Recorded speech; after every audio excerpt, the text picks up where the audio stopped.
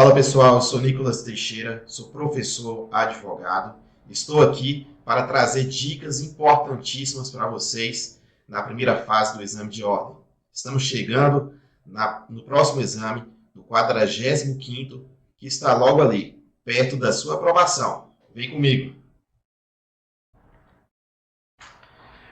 Hoje eu quero trazer aqui para vocês um conteúdo bem objetivo, onde vai te direcionar de uma forma bem simplificada para esse exame, para a primeira fase. Aqui nós vamos observar que temos algumas matérias que são mais cobradas e mais observadas pela banca. E esse direcionamento vai ser muito importante para que nessa reta final de preparação, para que você possa estudar com mais afinco e com mais direcionamento. Vamos fazer com que você, nessa reta final, prepare de forma objetiva e assertiva. A primeira fase do exame de ordem, ela é uma fase que exige muito a literalidade da lei. Então, no direito processual civil, costuma aparecer ali com 6 questões na primeira fase. Por isso, assim, é uma disciplina que exige cuidado redobrado na sua preparação. Então, você tem que ter uma preparação muito completa, observando o que a lei está trazendo, está falando sobre aquele determinado assunto. E fazendo algumas perguntas, alguns questionamentos, me veio à cabeça assim, o que a banca está cobrando? Onde que a banca está batendo mais e onde eu posso direcionar aos alunos, aos candidatos, o estudo. Conseguimos chegar aqui num assunto que é a divisão dos temas. Os assuntos que mais aparecem em direito processual civil, conforme o levantamento dos exames anteriores, são recursos, processo de execução, tutela, procedimentos especiais, liquidação e cumprimento de sentença. E algo também que é muito importante dentro do processo civil, que é a audiência e a conciliação. Está vendo que temos aqui seis matérias bem divididas, bem distribuídas, que sempre a banca está batendo nesses temas. E nós vamos trazer aqui um apanhado bem objetivo, falando sobre os recursos, trazendo um pouco também do processo de execução, sabendo diferenciar as tutelas, e vamos entrar nos procedimentos especiais. E para isso eu trouxe aqui para vocês um material bem objetivo, e nós vamos iniciar com base na legislação pertinente. Onde que eu devo concentrar o meu conteúdo? Quais dispositivos que eu preciso aprender, que eu preciso ler, que eu preciso estar sempre observando para essa primeira fase de OAB. A primeira coisa que nós vamos trazer aqui, que é a legislação pertinente ao Código de Processo Civil. E nós temos alguns artigos que estão divididos e elencados aqui no material, que esses artigos eles têm sido cobrados com muita frequência nos exames anteriores de ordem. Temos aqui o artigo 21, temos o artigo 28, temos o artigo 30, 85, 95, 125 e por aí vai. É uma gama de artigos que eu indico a vocês fazerem a leitura e fazendo um destaque ali de partes importantes. A banca ela costuma pegar uma parte desses dispositivos e jogar dentro de uma questão. Então, se você fazendo a leitura desses artigos, vai ter uma base muito boa para conseguir chegar lá na sua tão sonhada aprovação. E nosso primeiro tema aqui que nós vamos ingressar vai ser o tema da tutela provisória. Nós temos a tutela provisória, que ela está dividida em duas, né? A tutela provisória de urgência e a tutela provisória de evidência. Nós temos que ir lá no artigo 296, no artigo 303, e 311, para trazer essa informação para vocês e verificar como que a banca vai cobrar nesse próximo exame. A primeira coisa que nós precisamos também é saber fazer uma diferenciação da tutela de urgência com a tutela de evidência. A tutela de urgência ela requer uma probabilidade do direito e do perigo de dano. Eu tenho que mostrar que aquele caso concreto ele vai trazer um risco ao resultado útil do processo. No momento que eu peço uma tutela de urgência, eu já estou pensando lá no final. Se eu não faço esse pedido de tutela de urgência, qual vai ser o risco, qual vai ser o resultado do processo?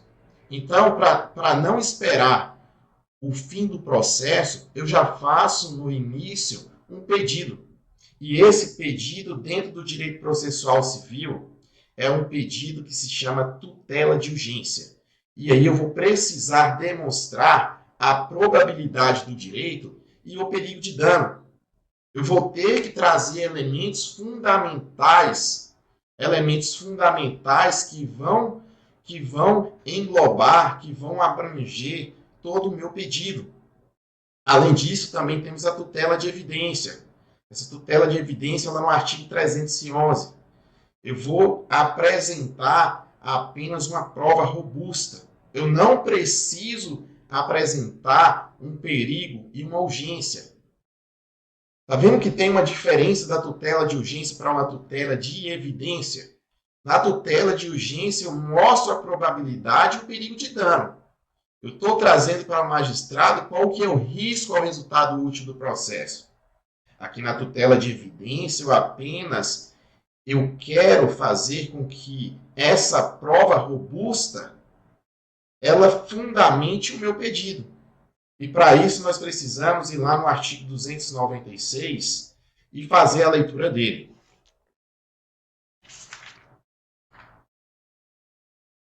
Lá no artigo 296, nós vamos observar aqui, como está na tela aí para vocês, a tutela provisória conserva-se sua eficácia na dependência do processo, mas pode a qualquer tempo ser revogada ou modificada.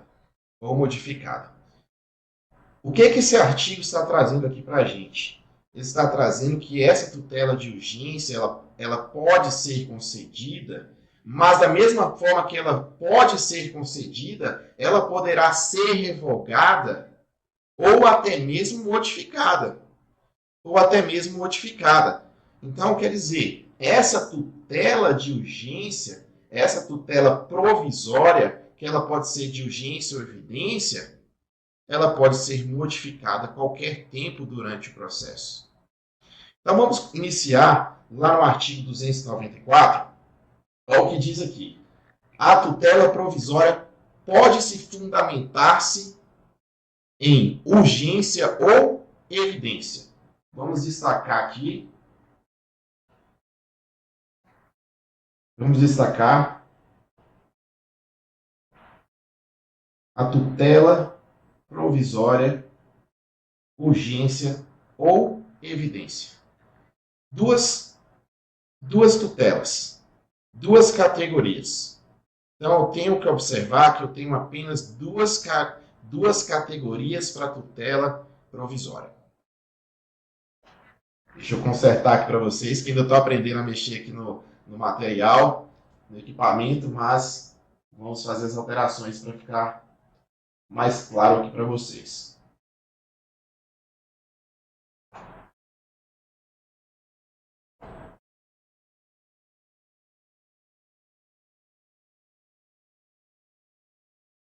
Pronto, agora saiu. Agora saiu o marca-texto aqui. Vamos apagar. Voltando aqui no artigo 294, a tutela provisória pode fundamentar-se em urgência ou evidência. Vamos fazer um destaque. Pegue seu vadimeco aí, a sua lei impressa e vai fazendo esse destaque. Vai destacando palavras que são importantes, que vão fazer você lembrar na hora da prova. O parágrafo único traz a tutela provisória de urgência cautelar ou antecipada. Pode ser concedida em caráter antecedente ou incidental.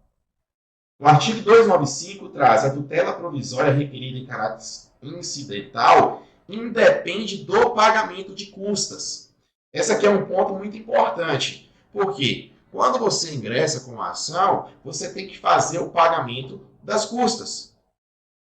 Tem que fazer o pagamento das custas, mas a gente tem que observar quando eu estou requerendo uma tutela provisória em caráter incidental, ela vai independer, destaque no seu vadimeco, do pagamento de custas. Ela independe do pagamento de custos. O que isso quer dizer? O magistrado vai apreciar o seu pedido mesmo sem o pagamento de custas, independente do pagamento de custas. Lá no artigo 296, traz novamente sobre a tutela provisória. Ela conserva sua eficácia na dependência do processo. Então, o processo que vai dizer se a minha tutela ela vai continuar ou não. Ela depende do processo. Ela depende do processo. Mas observem essa palavra aqui. Mas pode a qualquer tempo ser revogada ou modificada.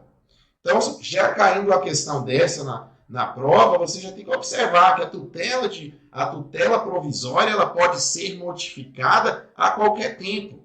Mas não é só modificada. Inclusive, ela pode ser o quê?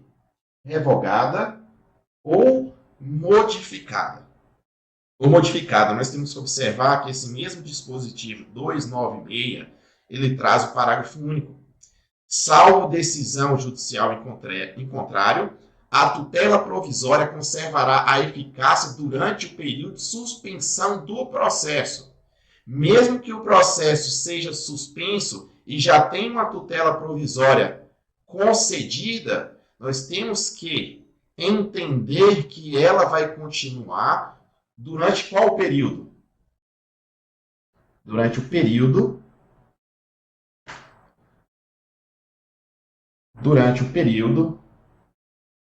de suspensão do processo. Durante o período de suspensão do processo. Nós partimos agora para o artigo 297 e vamos fazer essa leitura um pouco pausada para a gente trazer um pouco de tranquilidade e observar como que a banca está cobrando. O juiz poderá determinar as medidas que considerar adequadas para a efetivação da tutela provisória. Então, para que a tutela provisória ela seja cumprida, para que ela seja determinada, o juiz poderá determinar algumas medidas. Que medidas são essas que o artigo 297 está trazendo? São medidas que ele considerar adequadas. Então, medidas que forem consideradas adequadas, essas medidas elas serão aplicadas para que a tutela provisória seja efetivada. Para que ela seja efetivada. No parágrafo único traz: a efetivação da tutela provisória observará as normas referentes ao cumprimento provisório de sentença, no que couber. Essa questão aqui do cumprimento provisório de sentença, nós não vamos entrar nele aqui agora, porque nós estamos batendo apenas em alguns pontos que são mais cobrados na primeira fase de exame de ordem. Vamos lá para o artigo 298.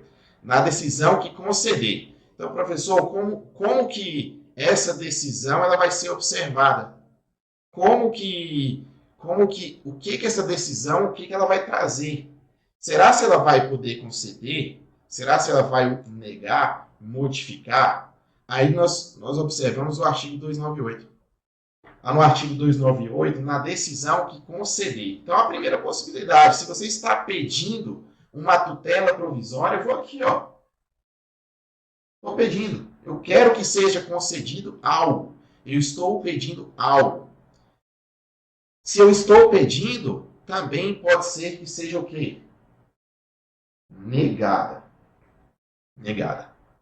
Da mesma forma que uma decisão pode conceder e pode negar, pode vir uma nova decisão e modificar. O que eu quero trazer aqui para vocês? Que a tutela provisória, ela não é imutável, tá? Ela não é imutável. Ela pode ser modificada, a qualquer tempo dentro do processo. Então, a decisão que concedeu a tutela provisória, ela pode ser modificada ou revogada. O magistrado concedeu e também pode modificar ou revogar. O juiz motivará o seu convencimento de modo claro e preciso. Como toda decisão que é proferida dentro de um processo, também a tutela provisória, ela não seria diferente. O magistrado ele tem que fundamentar, ele tem que motivar qual foi o motivo que levou ele a conceder ou negar essa tutela provisória. E se ele modificar, professor, ele precisa fundamentar também? Precisa. Tanto para conceder, negar, modificar ou revogar, no momento em que o magistrado concede essa decisão, ele tem que ser claro, preciso. Ele tem que trazer os motivos que levaram a essa decisão. Então, não pode ter uma decisão proferida pelo magistrado, uma tutela provisória, sem uma fundamentação, sem uma base, sem um entendimento que levou o magistrado a conceder, a negar, a modificar ou até mesmo revogar a tutela provisória. Aqui a gente observa que a tutela provisória ela tem quatro tipos de decisão. A decisão que concede, a decisão que nega, a decisão que modifica e a decisão que revoga. Todas essas categorias, digamos assim, elas precisam ser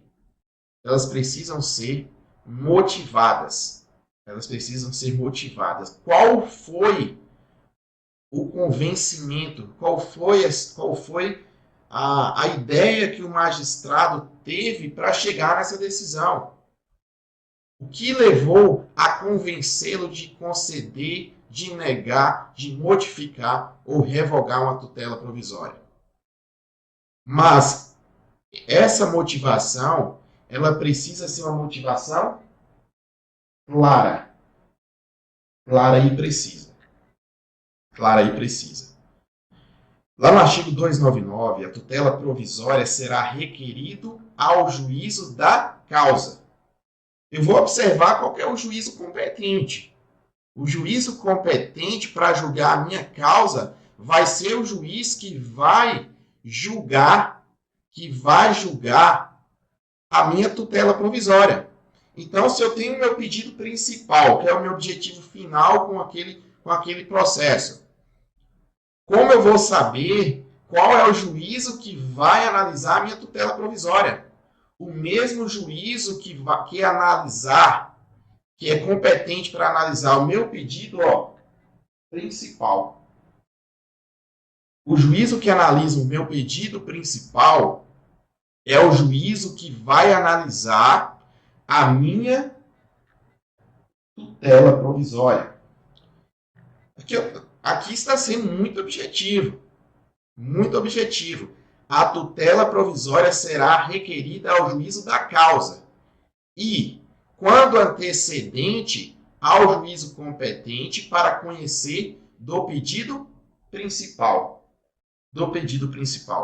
Aqui no parágrafo único, ressalvada a disposição especial, na ação de competência originária do tribunal e nos recursos, a tutela será requerida ao órgão jurisdicional competente para apreciar o mérito. Mas nesse caso aqui do parágrafo único, nós não vamos entrar nele, mas eu quero que vocês observem que tem várias palavras aqui no artigo 294, 295, 296, que são palavras importantíssimas que vai levar a você acertar questões dentro do próximo exame. Temos que observar a tutela é uma tutela de urgência ou evidência. A tutela provisória em caráter incidental, ela independe do pagamento de custas. A tutela provisória, ela pode ser modificada ou revogada a qualquer tempo no processo. Também ela poderá ser concedida ou negada, modificada ou revogada. Da mesma forma que todas as decisões dentro de um processo precisam ser fundamentadas, não seria diferente com a tutela provisória. Não seria diferente com a tutela provisória. A tutela provisória também precisa ser clara. Ela precisa ser precisa. Qual foi o fundamento que o magistrado, que o juiz levou para tomar essa decisão? Lá no artigo 303, vai trazer aqui, nos casos em que a urgência for contemporânea à propositura da ação, a petição inicial pode limitar-se ao requerimento da tutela provisória e à indicação do pedido de tutela final, com a exposição da lide, do direito que se busca se realizar e do perigo do dano, do risco ao resultado útil do processo. Novamente, olha o que traz aqui. Eu tenho que demonstrar o perigo de dano ou do risco ao resultado útil do processo. Quando for um caso que se trata de urgência, na minha petição inicial, eu posso limitar ao requerimento de tutela antecipada. Eu posso fazer só isso. E também a indicação do pedido da tutela final. Concedida essa tutela, conforme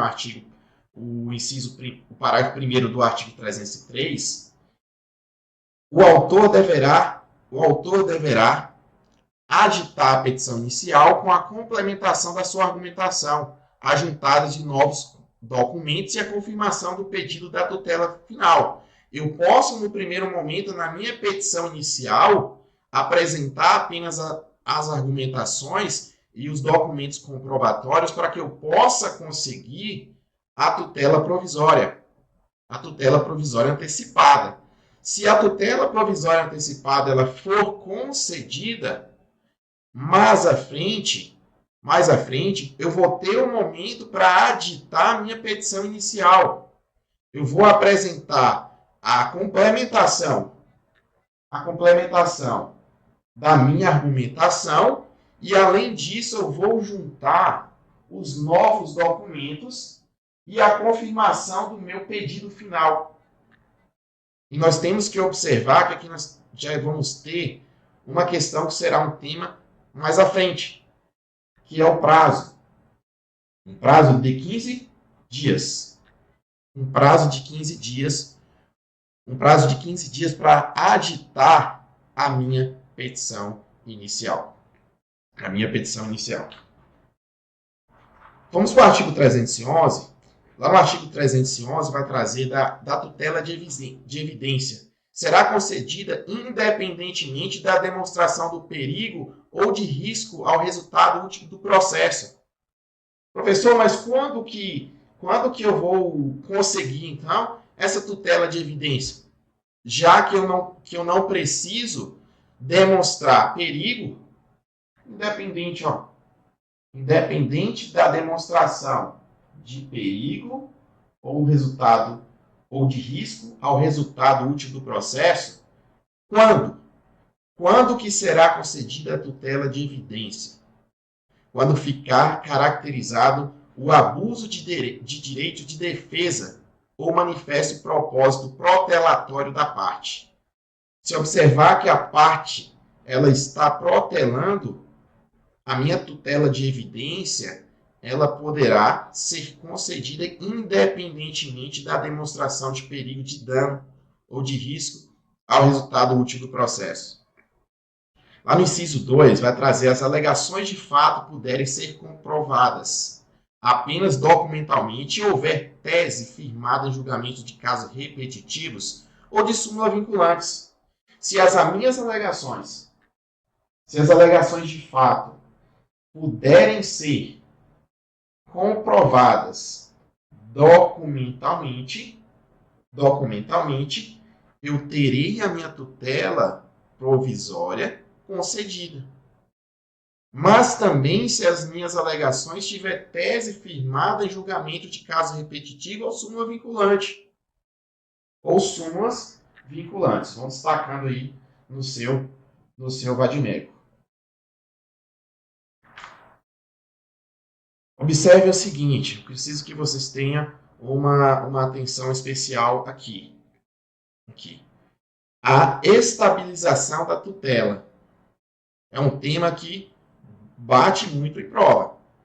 A estabilização da tutela. Ela ocorre apenas na tutela antecipada antecedente. Mas quando que essa estabilização vai ocorrer? Ela vai ocorrer se não houver o quê? Recurso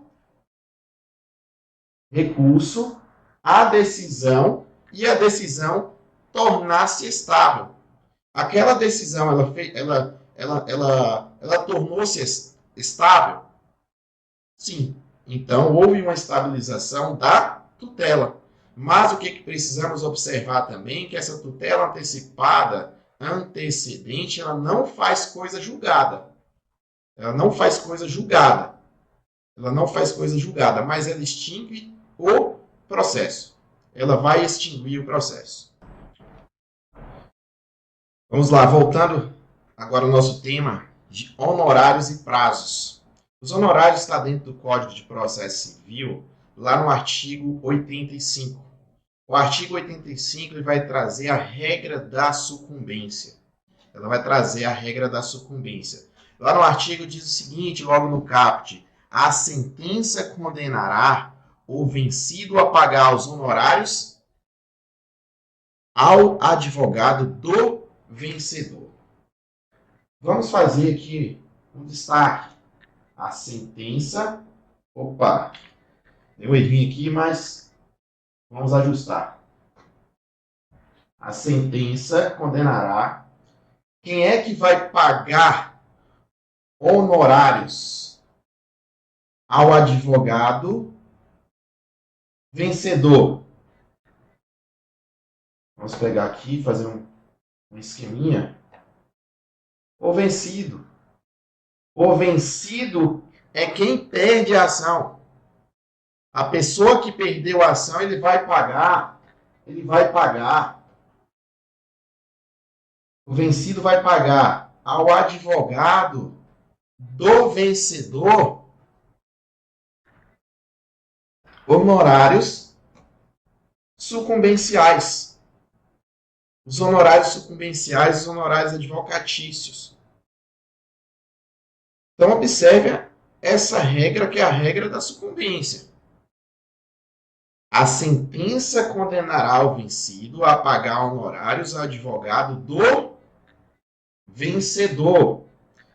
Os honorários sucumbenciais, os honorários advocatícios, eles não são destinados, anotem aí, não são destinados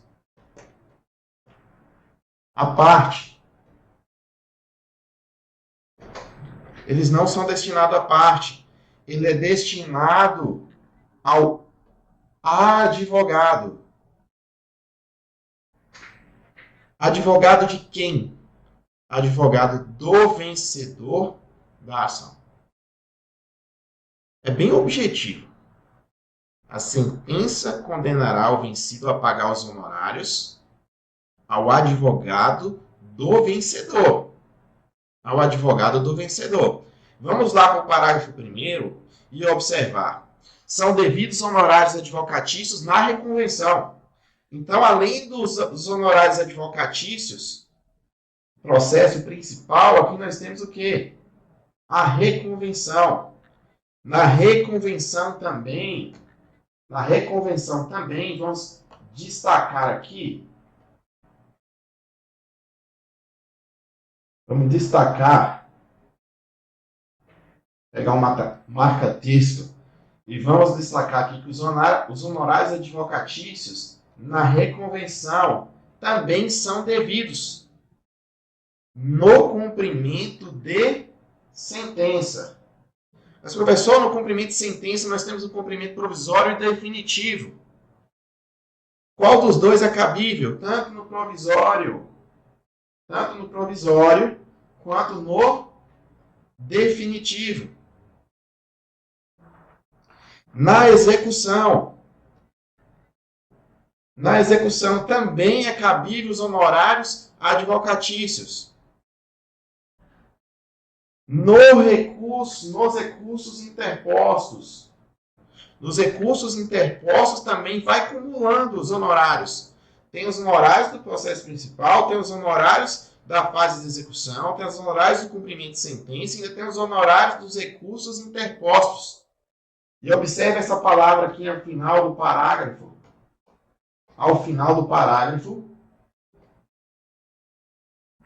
Cumulativamente. Então, vai acumular. Se tiver os honorários do processo principal, já é um honorário. Se tiver honorários no cumprimento de sentença, se gerar honorários no cumprimento de sentença, vai acumular também. Não é um e outro.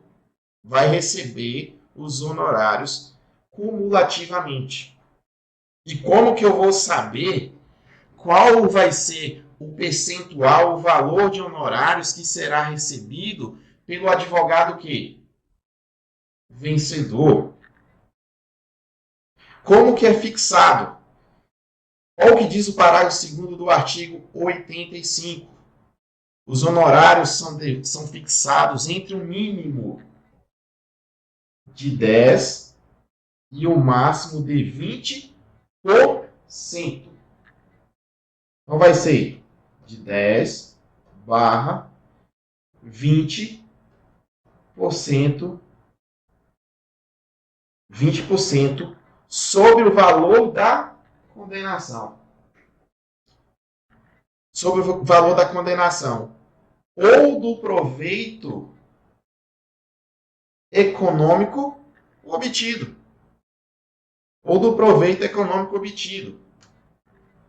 Vamos aqui destacar novamente, de forma mais assertiva. Observem quais são os momentos que serão fixados e qual o valor que será fixado de honorários sucumbenciais, de honorários advocatícios. Vamos fazer a leitura novamente do parágrafo 2º do artigo 85. Os honorários serão fixados entre o mínimo de 10% e 20% e o máximo de 20%. Qual que é o mínimo? 10%. O máximo? 20%. Mínimo 10%, máximo 20%. Em cima de qual valor? Pode ser do valor da condenação, do proveito econômico obtido, ou até mesmo em uma causa, em uma ação em que não tenha que valor econômico definido.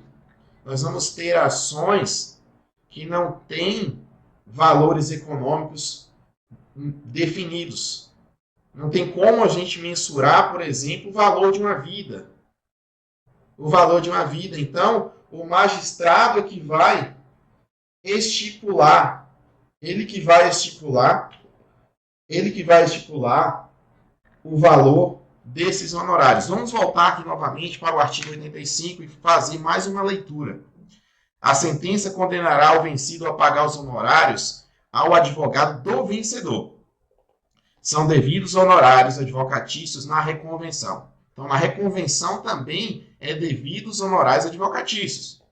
No cumprimento de sentença, pode ser o cumprimento de sentença tanto provisório quanto definitivo, na execução resistida ou não, e nos recursos interpostos, cumulativamente. Parágrafo 2º. Os honorários serão fixados entre o mínimo de 10%. Então, tem o mínimo, que são 10%, e o máximo 20% sobre o valor da condenação, do proveito econômico obtido ou não sendo possível mensurá-lo sobre o valor atualizado da causa atendidos. Aí nós temos que ir nos incisos do artigo 85, parágrafo 2º. O primeiro inciso vai trazer o grau de zelo do profissional. O grau de zelo do profissional. O magistrado ele vai observar qual foi o grau de zelo da atuação daquele advogado, daquele profissional dentro daquela ação. E com base nisso, ele vai fixar o valor dos honorários. O lugar de prestação de serviço também vai ser observado. A natureza e a importância da causa. Mas aqui dentro dos honorários, eu quero que vocês abram aí o seu vadimeco, a sua lei, lá no parágrafo 11, que vai trazer o seguinte: o tribunal, ao julgar o recurso, majorará os honorários fixados anteriormente, levando em conta o trabalho adicional realizado em grau de recursal, observando, conforme o caso disposto no parágrafo 2º a 6º, sendo vedado ao tribunal, ao computo geral da fixação de honorários devidos ao advogado vencedor, ultrapassar os respectivos limites estabelecidos para a fase de conhecimento.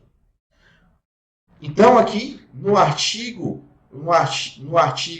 85, parágrafo 2º, inciso, na verdade, parágrafo 11, desculpa, tá, pessoal? No parágrafo 11, vai trazer a questão da majoração do recurso, da majoração dos honorários em sede recursal, tá? Corrigindo aí esse pequeno erro, tá? Então, no parágrafo 11, vai trazer essa questão da majoração. Só faz essa correção, por favor, que nós estamos aqui adaptando ainda nessa questão online e ainda estou tendo um pouco de dificuldade, mas no final tudo vai dar certo, sua aprovação vai chegar. Então anotem aí no parágrafo 11 do artigo 85, que traz a questão da majoração em sede recursal. Os honorários poderão ser aumentados em sede recursal. E a gente chega aqui no tópico, que é a contagem de prazo. Nós temos essa contagem de prazo, né, do Código de Processo Civil, que é uma contagem de prazo que ela sempre será em dias úteis. Para a gente poder entender a contagem de prazos, quando que ele vai se iniciar, quando que ele vai finalizar, a gente tem que ir lá no artigo 224. Vamos lá para o artigo 224.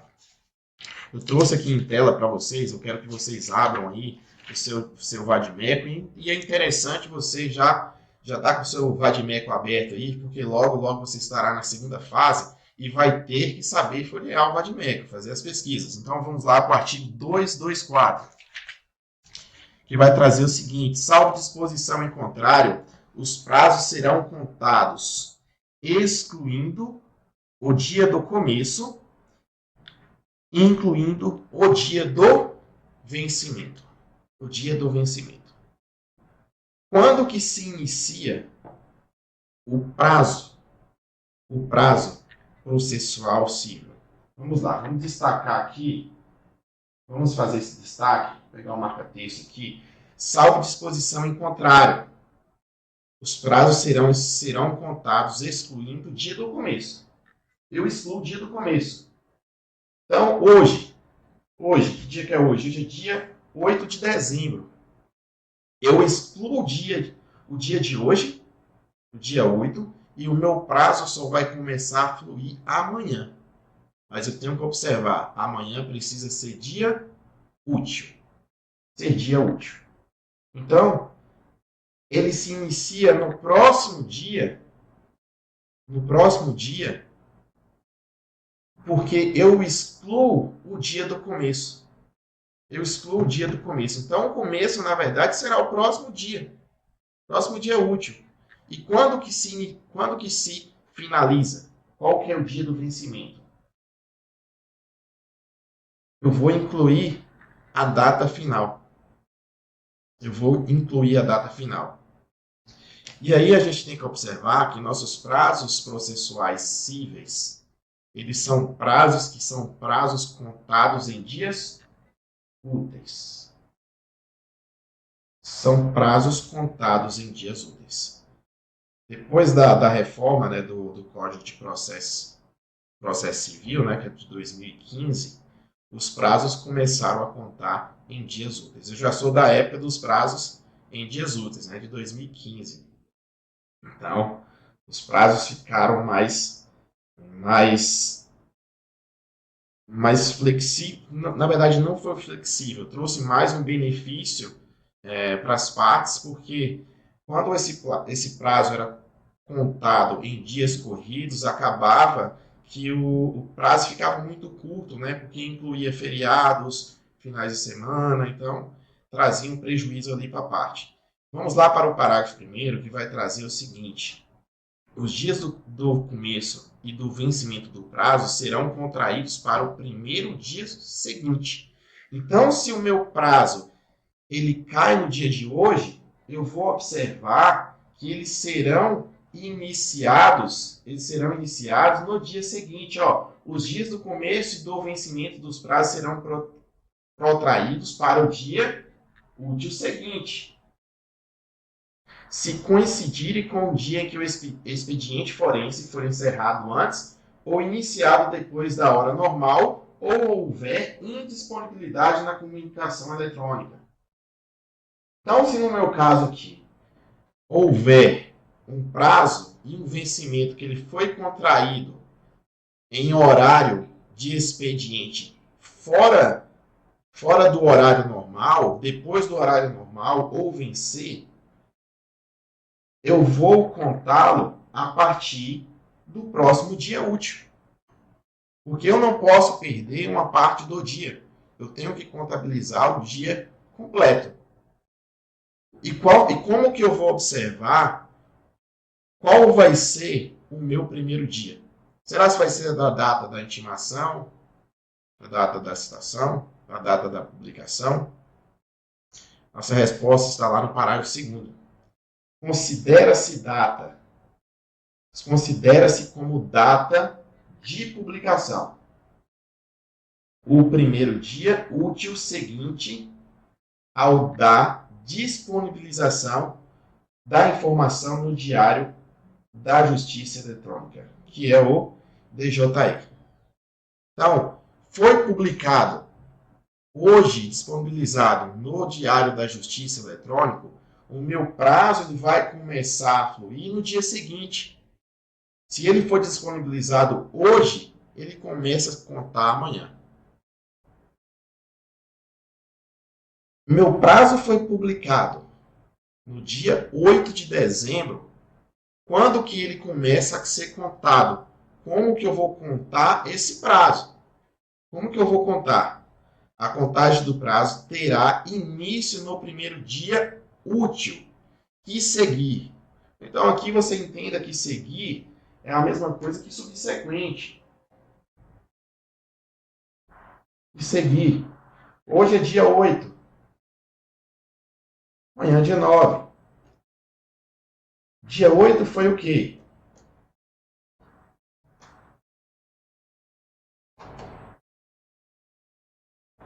A publicação.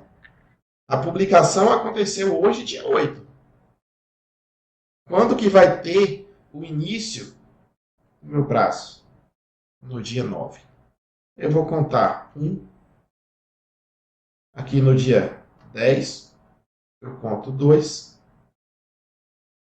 2.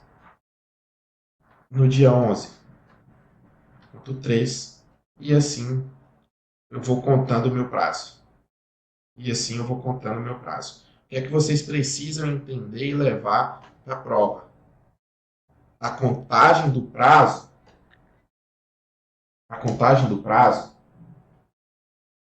ela vai iniciar sempre no primeiro dia útil. No primeiro dia útil seguinte ao da publicação. Ao dia da publicação. Certo? Vamos passar aqui para o próximo tópico. Eu espero que essas dicas aqui sejam fundamentais para você conseguir resolver a sua prova, as suas questões de maneira mais prática, tá? Então, não tenham na cabeça, coloquem e observem aí que eu vou excluir o dia de hoje. Foi publicado hoje, eu não conto. Eu vou iniciar a contagem no próximo dia útil. Professor, se o próximo dia não for útil, eu vou pular esse dia e vou contar a partir do próximo dia que ele seja útil. Caiu no sábado. Hoje, imagine o seguinte, que hoje seja sexta-feira. Foi publicado. Que dia que vai começar a contagem do meu prazo? No próximo dia útil. Eu não vou contar sábado, eu não vou contar domingo, se inicia na segunda-feira. Mas, professor, segunda-feira é feriado. Eu vou contar a partir da terça-feira. Desde que terça seja o quê? Dia útil. Dia útil. Dia útil.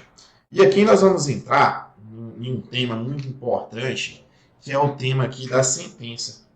A gente finalizou ali a parte dos prazos, que é algo que é cobrado frequentemente e foi cobrado nos últimos exames de ordem. A questão agora vai ser sentença. Sentença com resolução de mérito. Com a resolução de mérito. E para isso a gente precisa ir diretamente ao ponto e de forma assertiva. Lá no artigo 487 vai trazer a resolução com mérito. Com mérito. O que isso quer dizer? O juiz ele analisou o seu caso. Ele acolheu, ele rejeitou. Ele decidiu em cima do objeto que é o objeto principal da demanda, da lide. E a gente precisa ir lá para o artigo 487 fazer a leitura. Haverá resolução de mérito quando o juiz. Quem é que dá? Quem é que vai proferir? Quem é que vai proferir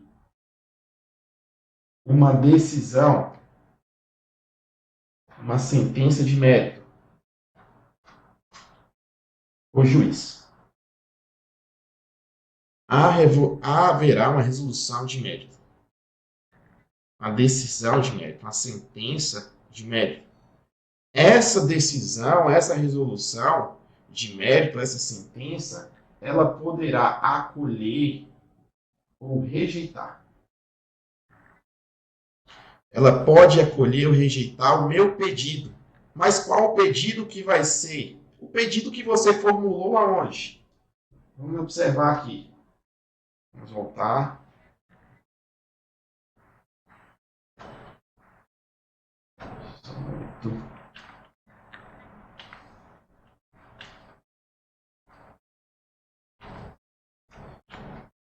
Pronto, já encontrei aqui. E vamos lá. Haverá resolução de mérito quando o juiz acolher ou rejeitar o pedido formulado na ação ou na reconvenção. Aqui vão ser as petições. Petição inicial. Os pedidos que foram formulados na petição inicial, eles poderão ser acolhidos ou rejeitados. O juiz também poderá dar uma resolução de mérito quando ele decidir de ofício ou a requerimento sobre a ocorrência de quê? Decadência ou prescrição.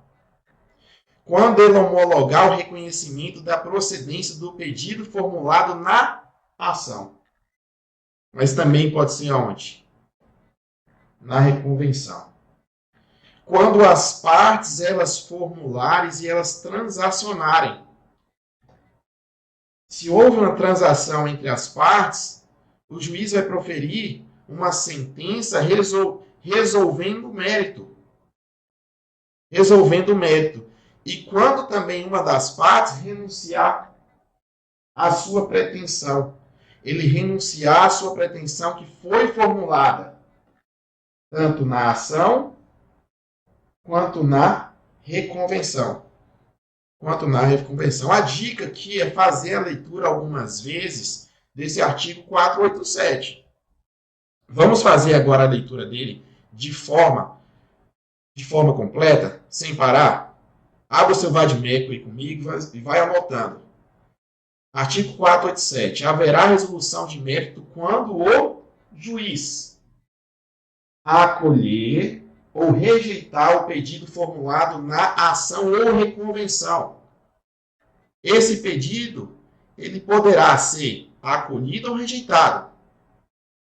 Inciso 2º, decidir de ofício a requerimento sobre a ocorrência de decadência ou prescrição, ou até mesmo quando, com base no inciso 3º do artigo 487, ele homologar. Homologar o quê? O reconhecimento da procedência do pedido formulado na ação ou na reconvenção. Ele homologar a transação.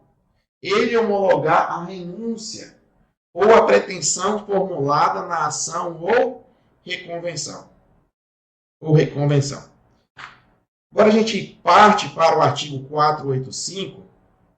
485 é o momento que já é o inverso da decisão que foi proferida primeiro com resolução do mérito. Mas nós vamos ter decisões onde o juiz nem analisará o mérito. São decisões sem mérito. Ele extingue sem analisar o pedido. Ele nem vai verificar se você tem razão ou não, porque alguma coisa está errada. Por exemplo, lá no artigo 485 vai trazer: o juiz resolverá o mérito quando indeferir a petição inicial. Se a sua petição inicial ela não estiver completa, se ela estiver faltando uma informação, se ela for omissa, ela for incompleta, o juiz vai indeferir. E essa decisão que indefere a petição inicial é uma decisão sem mérito. Porque ele nem analisa o que está sendo pedido pela parte. Por quê? Ela não preencheu os requisitos do artigo 319, que são os requisitos essenciais da petição inicial. Lá no inciso 2º traz: o processo ficar parado durante mais de um ano por negligência das partes. No inciso 3º traz: por não promover os atos e diligências que lhe couber, ou o autor abandonar a causa por mais de 30 dias. O que é que vocês têm que observar aqui? A decisão sem mérito, ela não analisa o pedido. E dentro do artigo 485 traz essas possibilidades de análise pelo magistrado para que ele possa proferir uma decisão, uma sentença, sem analisar o pedido, por algum desses motivos que estão dentro do artigo 485. Então, para a gente poder fechar esse bloco, eu trago algumas dicas aqui para você. Faça a leitura desses artigos. A leitura da lei seca é fundamental para a primeira fase de exame de ordem. Faça de forma repetitiva, leia várias vezes, vai destacando as partes mais importantes, palavras-chave para você lembrar no momento em que for responder uma questão. Tenho que saber distinguir o que é uma decisão com ou sem mérito. Com mérito, o juiz analisou o meu pedido. Sem mérito, o juiz deixa de analisar e encerra o meu processo sem dar uma decisão acerca do meu pedido. Ele não está dizendo que você está certo ou errado, que seu pedido vai ser acolhido ou não. Ele simplesmente deixa de analisar. Ele nem analisa o seu pedido. Lá na resolução com mérito, o seu pedido foi analisado. Ele pode ser rejeitado ou pode ser concedido, mas houve uma análise. E aqui na resolução sem mérito não houve análise sequer do seu pedido. Por quê? O juiz observou que não é caso de sentença com resolução de mérito, mas caso de sentença sem resolução de mérito, porque não observou o artigo 485. Vamos fechar esse bloco, daqui a pouco a gente retorna. Vamos para mais um bloco aqui, agora tratar de cumprimento de sentença. Cumprimento de sentença lá no artigo 515, vamos abrir o Vadimeco, folhear, já anotar, destacar um pouco aí, para a gente chegar no dia da prova bem afiado. Vamos tratar aqui dos títulos executivos, né? São títulos executivos judiciais. Cumprimento dá-se de acordo com os artigos previstos nesse título. Vamos novamente para o caput. São títulos executivos judiciais cujo cumprimento dar-se-á de acordo com os artigos previstos nesse título. Então, sentença condenatória. Sentença condenatória. Vamos lá para o inciso 1º. As decisões proferidas no processo civil que reconheçam a exigibilidade de obrigação de pagar a quantia certa, de pagar a quantia, de fazer, de não fazer ou de entregar coisa. Inciso 2º, a decisão homologatória de autocomposição judicial. 3.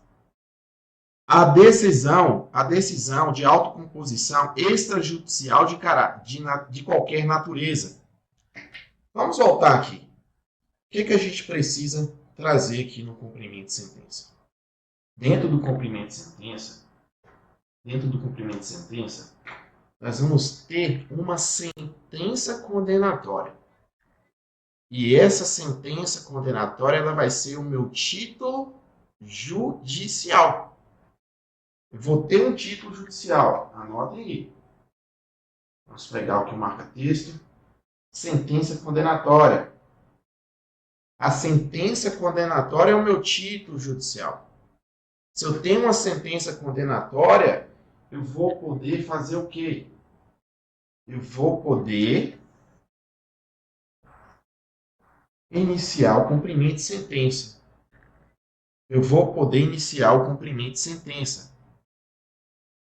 Olha o artigo 513. O cumprimento da sentença será feito segundo as regras desse título, devendo-se, no que couber, conforme a natureza da obrigação, o disposto no livro 2 da parte especial. O cumprimento da sentença, no parágrafo 1º, o cumprimento da sentença que reconhece o dever de pagar a quantia certa, provisório ou definitivo, face-á requerimento do exequente. Eu tenho uma sentença condenatória, e essa sentença, ela reconhece um dever. Ela pode ser reconhecendo um dever de maneira provisória ou definitiva.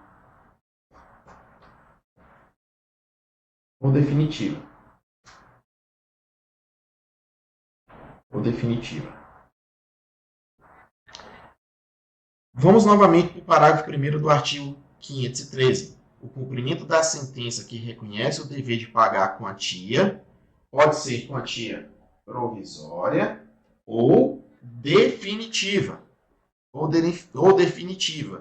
Face-á a requerimento. Então, o cumprimento de sentença, ele não inicia de ofício. Ele não é iniciado pelo magistrado, não se inicia de forma automática. Eu vou, como requerente, solicitar, como exequente. Eu sou um exequente. Eu vou fazer o quê?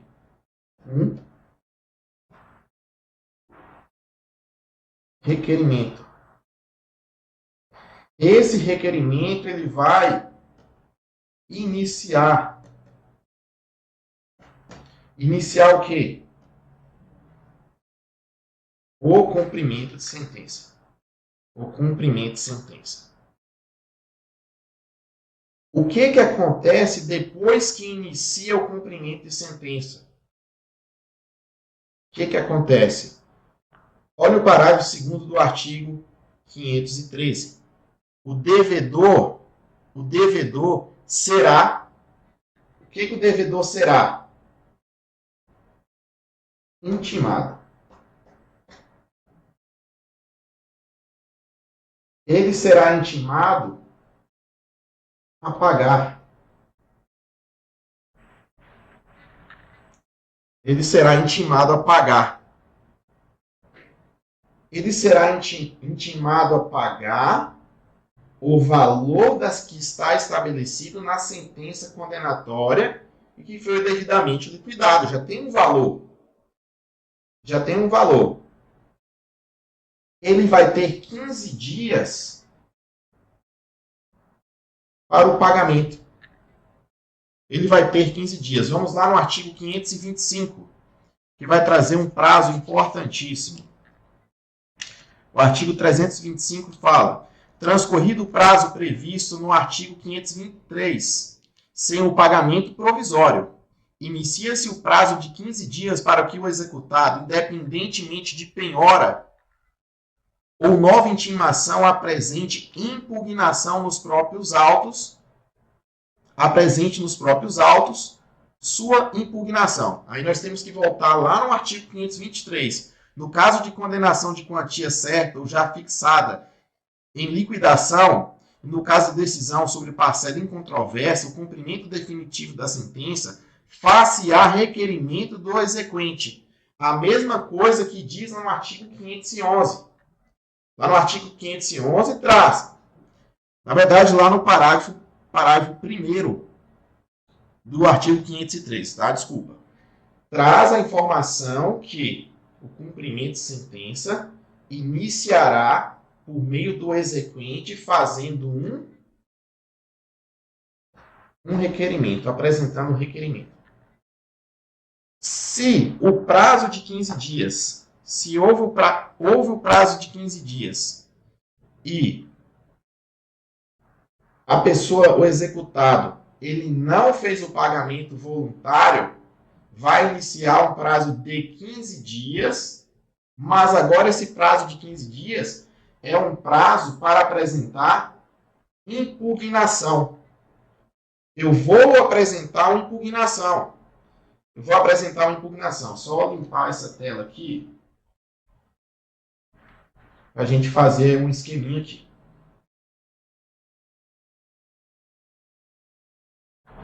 Agora ficou melhor. Vamos lá. 15 dias para pagamento voluntário. Não pagou. O executado não pagou. Depois desse prazo de 15 dias, tem um prazo de 15 dias. E a gente retoma ao conteúdo anterior, e esse prazo de 15 dias é um prazo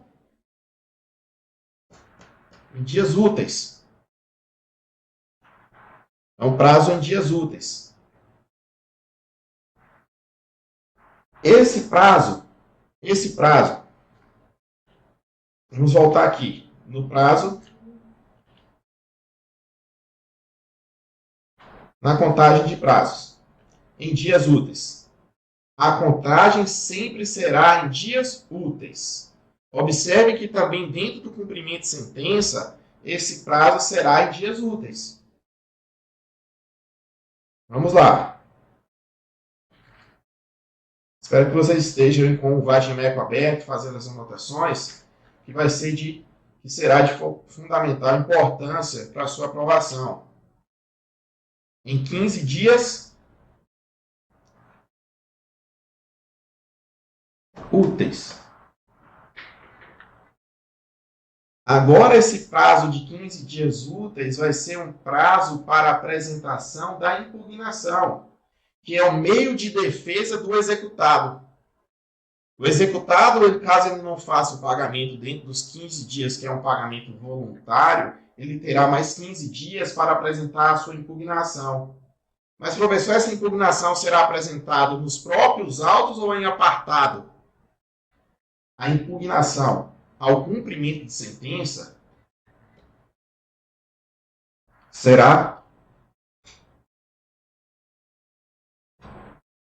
nos próprios autos. Será nos próprios autos. Vamos voltar aqui para o artigo 525. Transcorrido o prazo previsto no artigo 523, sem o pagamento. Qual o prazo? O prazo é 15 dias. Não efetuou o pagamento voluntário. Sem justificativa. Não pagou e não justificou. Agora abre o quê? Um prazo de 15 dias. Um prazo de 15 dias para que o executado, independentemente de penhora ou nova intimação, apresente nos próprios autos. Então, o que ele vai fazer? A impugnação ele vai apresentar.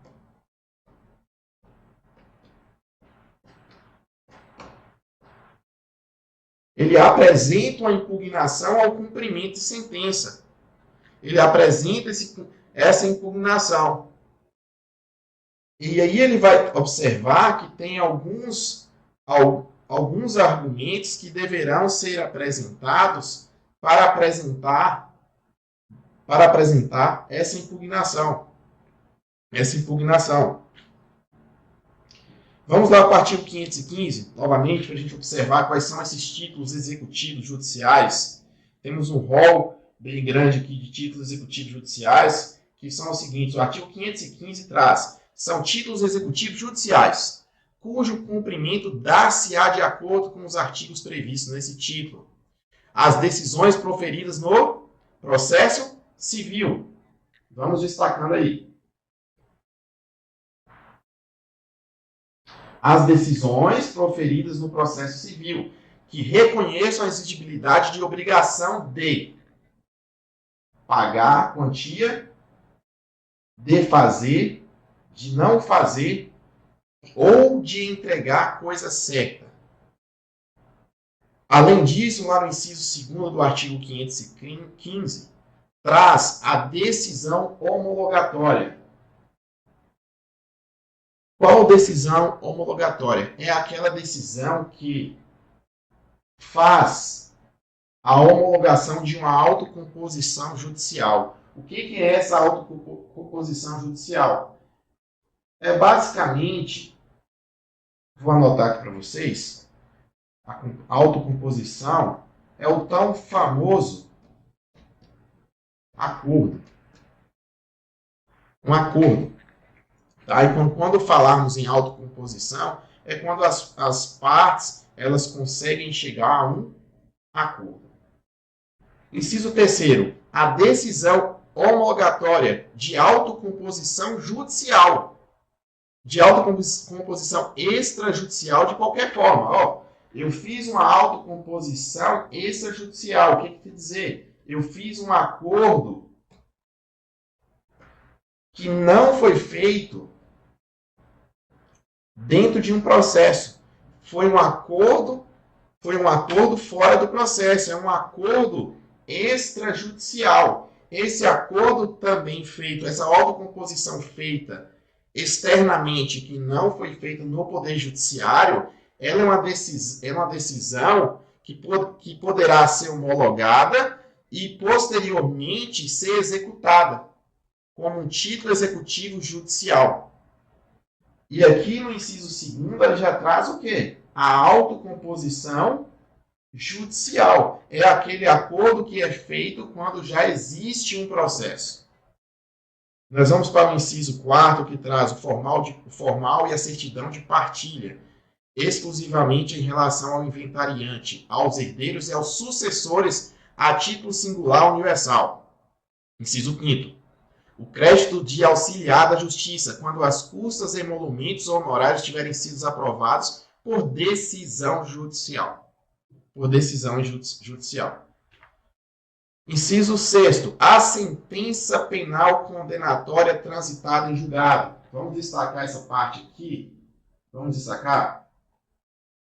Essa sentença penal condenatória transitada em julgado, às vezes, houve um processo criminal, uma sentença condenatória, que determina que aquela parte faça um pagamento de um valor a título de indenização.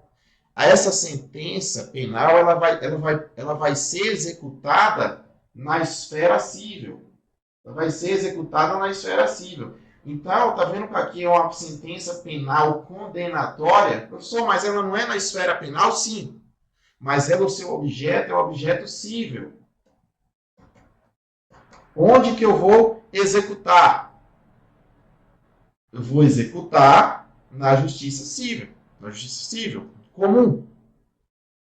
Transitou em julgado lá na sentença penal condenatória, eu vou executar. Eu vou executar por meio de um cumprimento de sentença. Além disso, nós temos o que? A sentença arbitral. Temos a sentença estrangeira homologada pelo tribunal, pelo Superior Tribunal de Justiça, o STJ, e lá no inciso 9 traço a decisão interlocutória estrangeira após a concessão do exequatur, a carta rogatória pelo Superior Tribunal de Justiça. Então, todos esses incisos que estão previstos no artigo 515 é a possibilidade, são títulos executivos judiciais. E como que eu executo? Por meio de um cumprimento. Cumprimento de quê? De sentença. Pelo cumprimento de sentença. Vamos voltar aqui. Observe. Olha tudo isso aqui que saiu nessa página. É um cumprimento de sentença, que ele é um título judicial. É uma sentença condenatória. Qual que é o título? A própria sentença. O título é a própria sentença. Eu tenho um prazo duplo. Primeiro, eu tenho um prazo para o pagamento voluntário. Se não for respeitado, o executado vai apresentar uma impugnação. O que é a impugnação? É a defesa do executado. Primeiro, ele tem um prazo de 15 dias para o pagamento voluntário. Não pagou, ele tem mais 15 dias para apresentar a sua impugnação. A sua impugnação.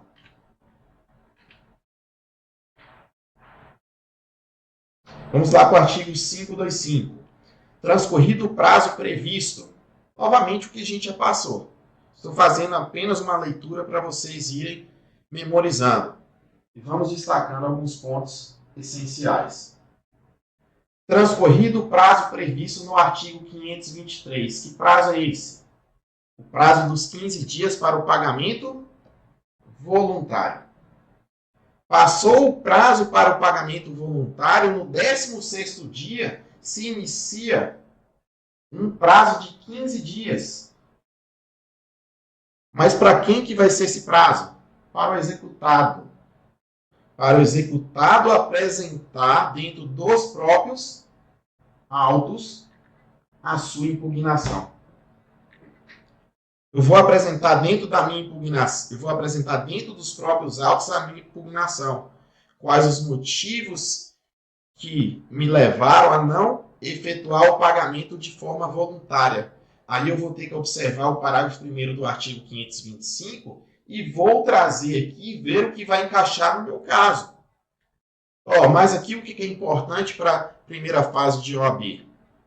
Eu vou alegar o que poderá o executado alegar. Falta ou nulidade de citação na fase de conhecimento. Ou o processo correu à revelia. A ilegitimidade da parte. A inexequibilidade do título ou inexigibilidade da obrigação. Eu posso alegar também uma penhora incorreta, uma avaliação errônea, excesso de execução.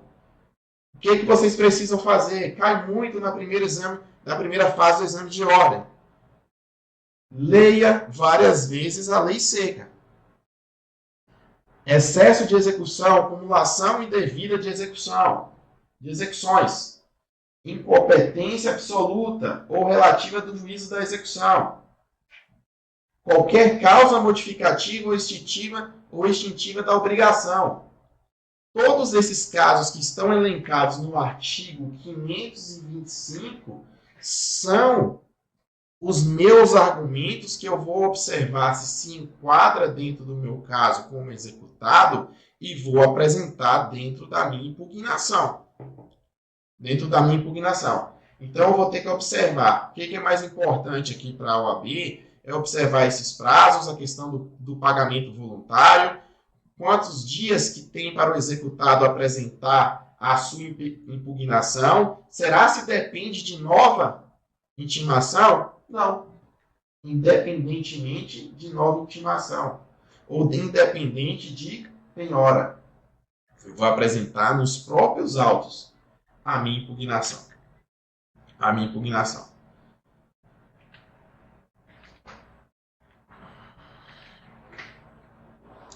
Vamos aqui para esse tópico que é o da intervenção de terceiros. Aí nós temos que ir lá no artigo 125. Vamos lá no artigo 125. Que vai trazer essa questão da intervenção de terceiros, da denunciação à lide. É admissível a denunciação da lide promovida por qualquer das partes, alienante imediato no processo relativo à coisa cujo domínio foi transferido ao denunciante, a fim de que possa exercer os direitos ou de evicção lhe resultam. Aqueles que estiver obrigado por lei ou pelo contrato a indenizar em ação regressiva o prejuízo de quem for vencido no processo. O direito regressivo será exercido por ação autônoma quando a denunciação da lide for indeferida, deixar de ser promovida ou não for permitida. Parágrafo 2º. Admite-se uma única denunciação sucessiva. Única denunciação sucessiva. Promovida pelo denunciado contra seu antecessor imediato na cadeia dominial, ou quem seja responsável por indenizá-lo, não podendo o denunciado sucessivo promover nova denunciação, hipótese que o eventual direito de regresso será exercido por ação autônoma. Dentro dessa denunciação à lide, eu quero que vocês destaquem que tem o direito de regresso, que é admissível a denunciação da lide promovido por quem? Por qualquer das partes. Vão destacando aí. Ao quem? Alienante imediato. Ao alienante imediato. No processo relativo à coisa cujo domínio foi transferido ao denunciante. Aquele que estiver obrigado. Obrigado por quê? Por lei ou contrato. A indenizar em ação regressiva. Vamos para o artigo 130, que vai trazer o caso do chamamento ao processo. Eu vou trazer um devedor solidário. O artigo 130 vai dizer o seguinte: é admissível o chamamento ao processo requerido pelo réu, do afiançado, na ação em que o fiador for réu, dos demais fiadores. Se já tem um fiador, eu vou chamar os demais fiadores para compor o polo passivo da ação, porque ele é um devedor solidário. Na ação proposta contra um. Foi proposta a ação somente contra um, mas deveria ter sido proposta contra todos. Tem mais pessoas. Eu, como réu, eu posso chamar ao processo as outras pessoas que podem serem parte passiva da ação. Olha o que diz o inciso 2º do artigo 130. Vamos lá para o caput. É admissível o chamamento ao processo requerido pelo réu. Artigo 130. É admissível o chamamento ao processo. Mas quem é que faz o chamamento ao processo? É o autor ou é o réu? O réu. Dos demais fiadores, na ação proposta contra um ou algum deles. Dos demais devedores solidários, quando o credor exigir de um ou de alguns o pagamento da dívida em comum. Eu preciso que vocês aqui agora façam o destaque dessas palavras, façam a leitura desse artigo, porque esse artigo ele é muito importante. Sempre cai em primeira fase de OAB.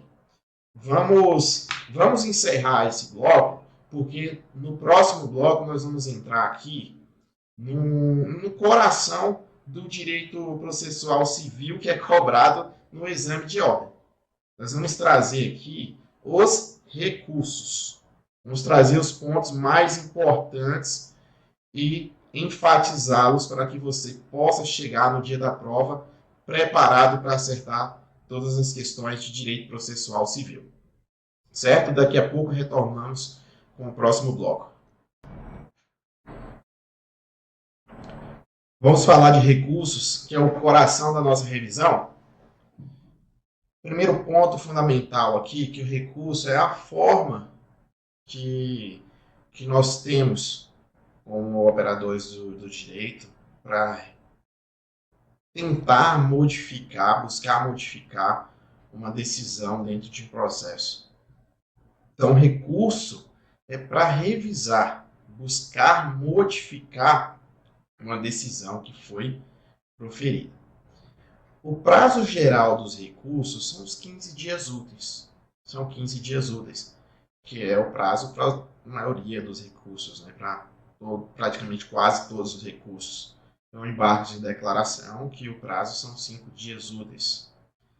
E os recursos, ele tem efeitos.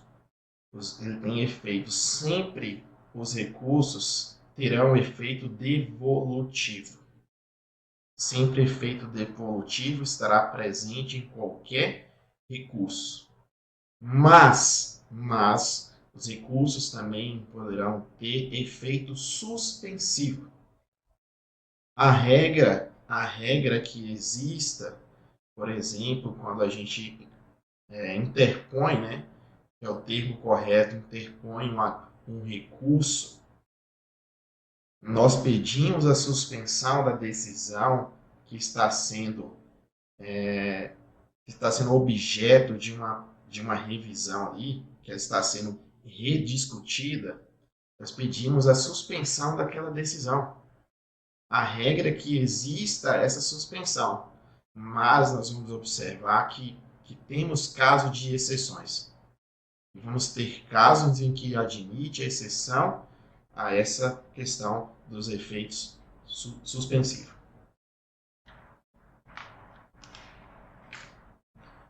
Lá no artigo 1003, traz o prazo para interposição de recurso. Ele vai se iniciar, ele conta-se da data em que o advogado, os advogados ou a sociedade de advogados, a advocacia pública, a defensoria pública, o Ministério Público, são intimados da decisão. Então, foi intimado da decisão, ali já se inicia com a contagem dos prazos. Inicia-se a contagem dos prazos. Lá no parágrafo 1º traz a seguinte literalidade: os sujeitos previstos no caput considerar-se-ão intimados em audiência quando nesta for proferida a decisão.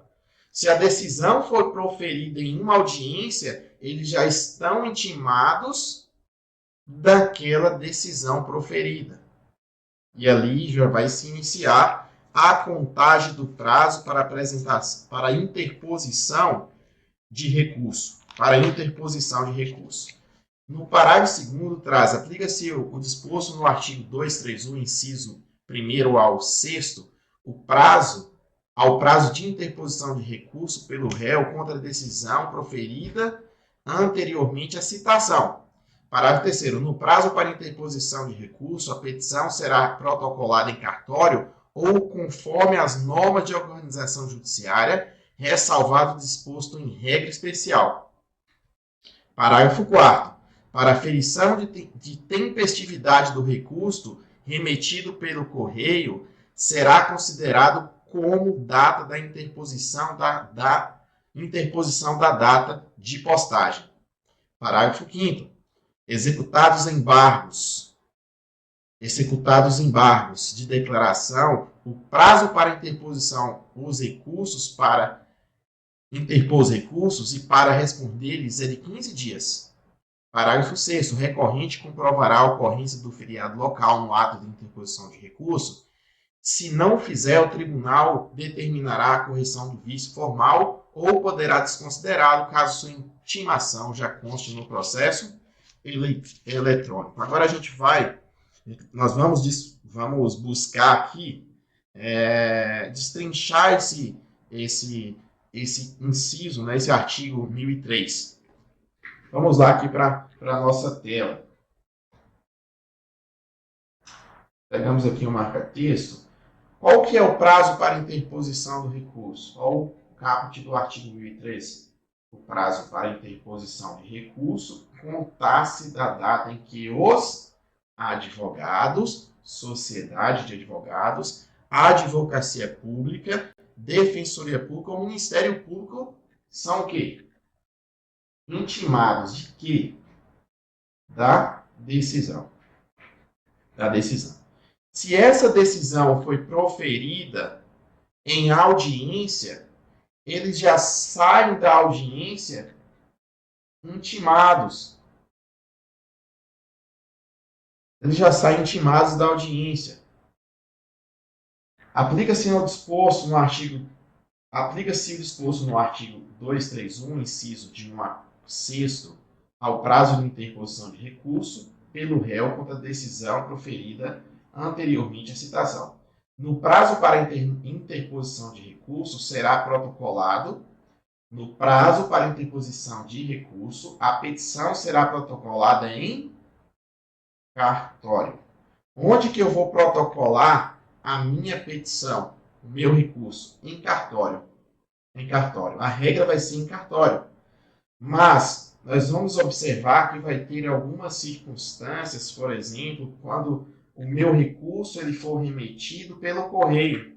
Qual vai ser a data que vai ser considerada a interposição do meu recurso? Observem que no parágrafo 4º do artigo 1003, diz lá no final, será considerado como data da interposição a data da postagem.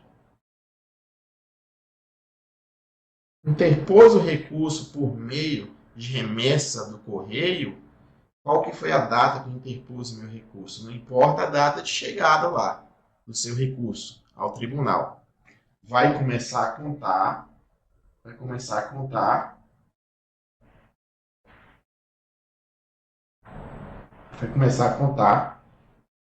a partir do momento que ele foi postado. O recurso foi postado no dia 8/12. Ele chegou ao destino no dia 13/12. Qual é a data que vai ser considerada aqui como data de interposição do meu recurso? Olha como esse dispositivo ele é muito claro. Olha o que ele traz aqui para a gente.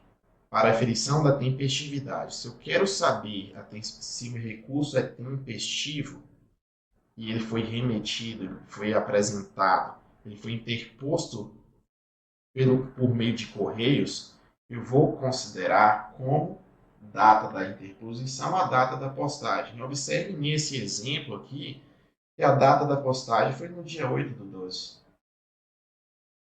Então, eu vou considerar essa data como a data da interposição do meu recurso. Mesmo que o meu recurso chegue lá após o prazo final para interposição, vai ser levado em consideração essa data aqui. A data de remessa pelos correios. Professor, e se tiver um feriado local? O recorrente, como que ele precisa comprovar? O recorrente comprovará a ocorrência de feriado local no ato de quê? Na interposição do recurso. ele já tem que ter um tópico dentro da sua petição em que ele vai falar que houve um feriado local e já apresentar isso dentro da sua própria petição, dentro do seu próprio recurso. Dentro do seu próprio recurso. Agora nós vamos entrar nos recursos, que são os recursos mais cobrados em exame de ordem. Nós temos lá no artigo 1009 o recurso que é o recurso da apelação. Recurso da apelação. O recurso de apelação, ele é um recurso que ele é interposto contra uma sentença. A apelação é o recurso cabível contra qualquer sentença. Olha o que diz aqui. Da sentença cabe apelação. Cabe apelação. Essa apelação ela vai ser recebida no efeito devolutivo e suspensivo. Vamos lá para o artigo 1012. A apelação terá efeito suspensivo. Suspensivo. Parágrafo 1º. Além de outras hipóteses previstas em lei, começa a produzir efeitos imediatamente após a sua publicação a sentença que homologa a divisão ou demarcação de terras. 2. Condenar a pagar alimentos. 3. Extingue-se sem resolução do mérito ou julga improcedentes os embargos do executado. 4. Julgar procedente o pedido de instituição de arbitragem. E assim adiante. Vamos voltar aqui. O recurso de apelação ele é cabível contra a sentença. Isso tem que ficar claro. Qual que é o prazo do meu recurso de apelação? 15 dias. 15 dias. 15 dias úteis. 15 dias úteis. Ele vai ser apresentado no efeito devolutivo suspensivo. Poderá ser recebido aqui. Mas eu tenho exceções. Vamos pegar na leitura aqui desse artigo, desse tópico da apelação. Vamos lá para o artigo 1009. Da sentença cabe apelação. Sentença.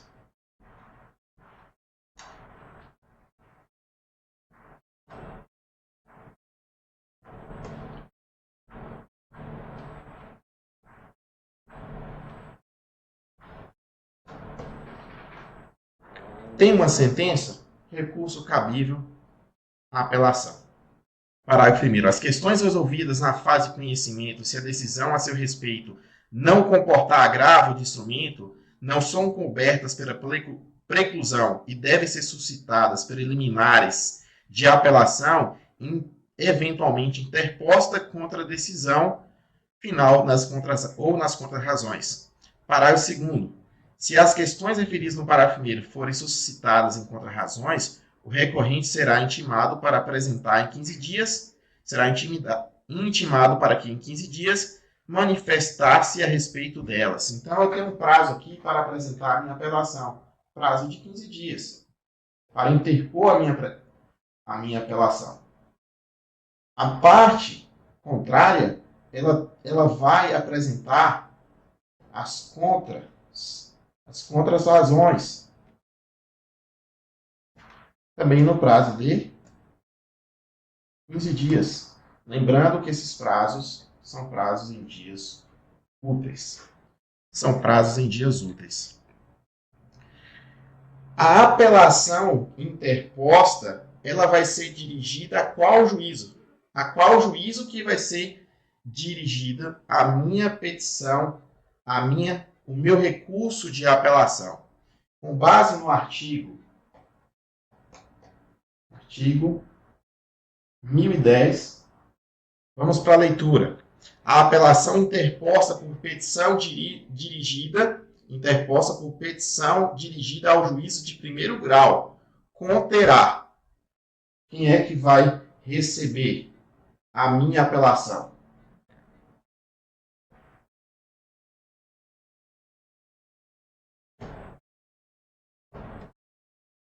Juízo de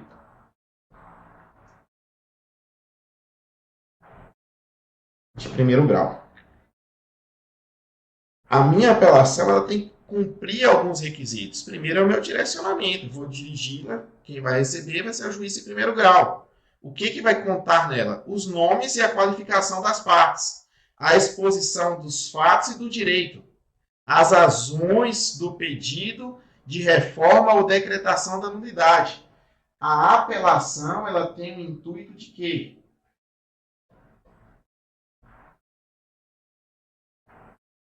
Reformar. Ela busca reformar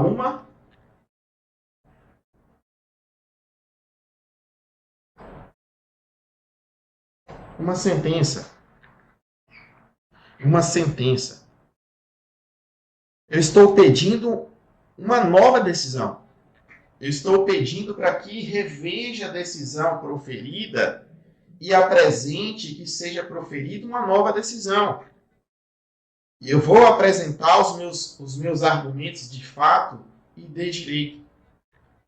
Tudo isso eu vou apresentar dentro da minha apelação nas minhas razões. Nas minhas razões. As minhas razões é a exposição de fato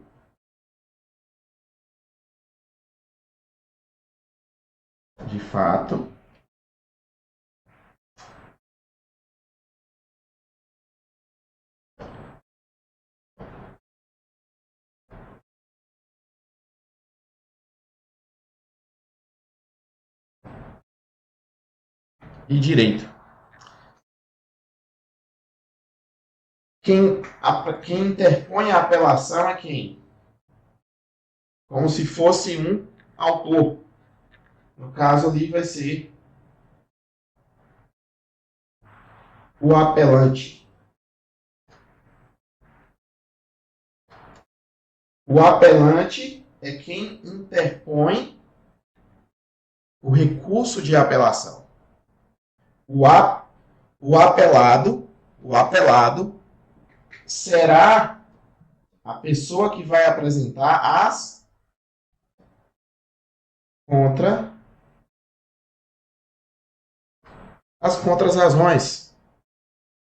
As contrarrazões. E o apelado, só para não confundir aqui, contrarrazões,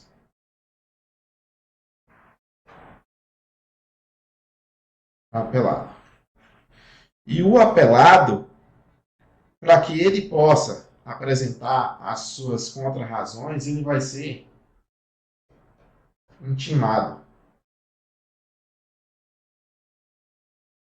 Ele vai ser intimado a apresentar as suas contrarrazões. O apelante interpõe a apelação.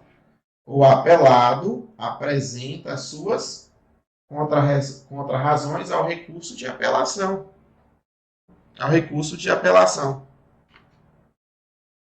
Vamos lá, no artigo 1009, novamente. Da sentença cabe apelação. Vamos destacando, e conforme eu vou destacando aqui na tela, você vai destacando aí no seu vadimento, tá? Da sentença cabe apelação. As questões resolvidas na fase de quê? De conhecimento. Se a decisão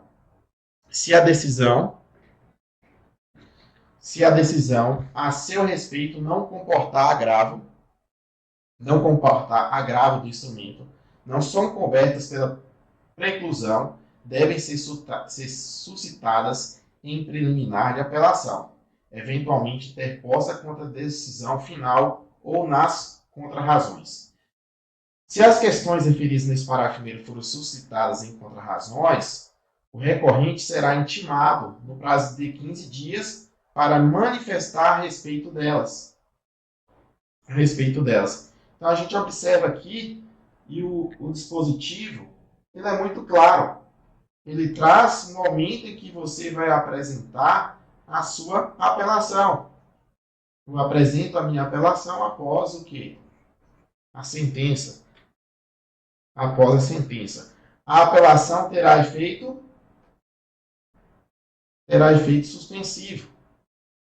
Além de outras hipóteses previstas em lei, começa a produzir seus efeitos imediatamente após a publicação a sentença de homologar a divisão ou demarcação de terra, condenar a pagar os alimentos, extingue sem resolução do mérito ou julga improcedentes os embargos executados, julga procedente o pedido de instituição de arbitragem. E eu preciso que vocês façam a leitura de todos esses incisos para vocês terem uma familiaridade melhor com eles, tá? Porque aqui não dá tempo da gente adentrar em todos esses dispositivos. Vamos lá aqui para o agravo de instrumento. Vamos aproveitar e falar aqui de forma bem objetiva do agravo de instrumento. O agravo de instrumento ele só vai caber em algumas hipóteses. E o rol é taxativo. Caberá agravo de instrumento contra decisões interlocutórias. Então, contra decisões interlocutórias, eu vou interpor um agravo de instrumento. Quando tiver uma tutela provisória. Tutela provisória de mérito do processo. Rejeição da alegação da conversão à arbitragem. Incidência de desconsideração da personalidade jurídica. Rejeição do pedido da gratuidade da justiça. Ou acolhimento do pedido de sua revogação. Se eu tenho uma decisão em que o juízo rejeitou o pedido de justiça gratuita, de gratuidade de justiça, ou acolheu o pedido da revogação. Revogação de quê? Revogação da justiça gratuita. Contra essa decisão, eu vou interpor o recurso de agravo de instrumento. Vendo que não dá para confundir quando que eu vou quando eu vou interpor um agravo, quando eu vou interpor uma apelação. Se eu tenho uma sentença, eu interpor uma apelação. Se eu tenho uma decisão interlocutória, vai ser cabível o agravo de instrumento. O agravo de instrumento. Se versar sobre tutelas provisórias, rejeição de alegação de convenção de arbitragem, incidentes de consideração da personalidade jurídica, rejeição do pedido de justiça gratuita ou de gratuidade da justiça, ou acolhimento do pedido de sua revogação, revogação da gratuidade. Você pediu a justiça gratuita, ela foi negada? Posso recorrer? Posso. Qual o recurso cabível? Agravo de instrumento. Esses incisos que estão em destaque aqui de amarelo, eu preciso que vocês destaquem e deem uma atenção para eles, tá? Geralmente eles são cobrados e eles foram cobrados nas 3 últimas provas de OAB. Inciso 9, admissão ou inadmissão de intervenção de terceiros. Destaque esse artigo também. Ele é muito cobrado na primeira fase de exame de ordem, ou outros casos expressamente referidos em lei. Então, o agravo de instrumento ele é cabível contra decisões interlocutórias. E a gente vai observar que tem outros tipos de atos em que vai ser cabível o agravo de instrumento. Vamos passar aqui para os embargos de declaração. Observem que, fazendo mais uma complementação aqui, voltando no agravo de instrumento, o prazo também, 15 dias. Apresentação, 15 dias. Acho que ficou bem claro que o agravo de instrumento também são 15 dias úteis, né? Conforme é um prazo geral. Agora a gente tem que observar que nos embargos de declaração, observe isso aqui. Pode pôr uma atenção. 5 dias. 5 dias. Qual que é a finalidade? Qual que é o objetivo? Qual que é o objetivo dos embargos de declaração? Vamos lá para o artigo 1022, que vai trazer o seguinte: cabem embargos de declaração contra qualquer decisão judicial. Contra qualquer decisão judicial, sim. Observe, contra qual, vou colocar até destacado aqui, qualquer decisão judicial.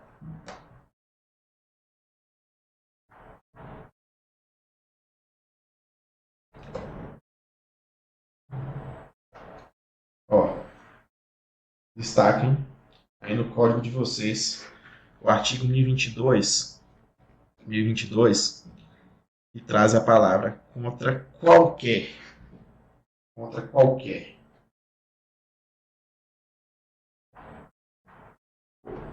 Contra qualquer decisão judicial é cabível o quê? Embargo de declaração. Mas eu tenho que demonstrar que os meus embargos eles são fundamentados em alguma coisa. Mas esses embargos, eles são para sanar uma omissão ou uma contradição, uma obscuridade ou um erro material. Vamos lá para o inciso 1º do artigo 1022. Cabem embargos de declaração contra qualquer decisão judicial para esclarecer obscuridade ou eliminar contradição. Inciso 2º, suprir omissão de ponto ou questão sobre o qual deveria se pronunciar o juiz, de ofício ou a requerimento, corrigir erro material. Então, vocês precisam entender aqui nos embargos da declaração, que os embargos da declaração podem ser opostos aqui contra qualquer decisão judicial. O prazo é o prazo de 5 dias, diferente dos outros recursos. Contra decisão que seja omissa, contra decisão que seja contraditória, contra decisão que tenha obscuridade ou contra erro material. E o importante de se observar que o efeito desse recurso, que são os embargos, ele interrompe o prazo para os outros recursos. A não ser que os embargos de declaração sejam meramente protelatórios. Em outras palavras, apenas para enrolar o processo. Dentro do processo civil, nós temos a execução e procedimentos especiais. Nós temos o processo de execução. Aí nós temos que lembrar lá do artigo 784, vou trazer só uma pincelada aqui para vocês, que vamos trazer os títulos executivos extrajudiciais, que é o contrato, que é o cheque, que é a nota promissória, que é a duplicata. Nós vamos observar que dentro do artigo 784 traz um rol bem grande de títulos executivos extrajudiciais. O título executivo extrajudicial é um contrato, é um cheque, é uma nota promissória. Qual a defesa que o executado vai apresentar nesse processo de execução? Embargos à execução. Lá anteriormente, quando nós falamos de cumprimento de sentença, a defesa do executado é a impugnação ao cumprimento de sentença. Agora, aqui no processo de execução, nós temos os embargos à execução. O prazo é de 15 dias. Outra coisa, os embargos à execução, ela não suspende a execução. A execução vai continuar. Certo? Nós trouxemos aqui um apanhado bem objetivo. Tem basicamente uma maratona, né? Uma corrida para vocês chegarem ali no dia da prova, lembrarem de alguns pontos que são bem importantes. E eu preciso que vocês façam uma recapitulação para ter um foco direcionado ali para o dia da prova. Eu quero que vocês façam a leitura lá do artigo 1015, do artigo 525, que traz o cumprimento de sentença, observar aquela atenção ao prazo em dobro, que são os 15 dias para pagamento voluntário, e depois mais 15 dias para apresentação da impugnação. Aqui nós temos que reforçar os pontos que mais caem e que mais costuma gerar um erro. É um detalhezinho importante que vocês precisam fazer a leitura desses artigos, que vai trazer qualquer diferença para vocês, vão fazer a diferença para vocês lá na frente, no dia da prova. Tá? Eu trago um desafio aqui, um desafio principal. Tentem pegar questões de direito processual civil desses últimos 3 exames da OAB e vocês vão observar que eles têm uma conexão. Que todos esses tópicos que nós apresentamos aqui hoje, eles estão sendo cobrados foram cobrados nos últimos 3 exames de ordem. Tente identificar as exceções ao agravo, os prazos mais cobrados, incluindo esse prazo em dobro. Eu trouxe a instrução para vocês aqui para não consultar as respostas antes. Tentem responder sem procurar uma resposta, sem consultar o material. Respondam com o seu conhecimento, marque os erros, revise e refaça. E aqui eu deixo uma dica para vocês no dia da prova: mantenha calma, confie no que vocês estudaram, valorize o seu conhecimento no direito, que esses fundamentos vão resolver essas questões. Vocês estão preparados para serem aprovados nesse exame de ordem. Sigam firmes, atentos, com espírito de superação. Estamos aqui para te ajudar. E eu só desejo energias boas para vocês e que sejam aprovados nesse próximo exame de ordem. Boa prova a todos.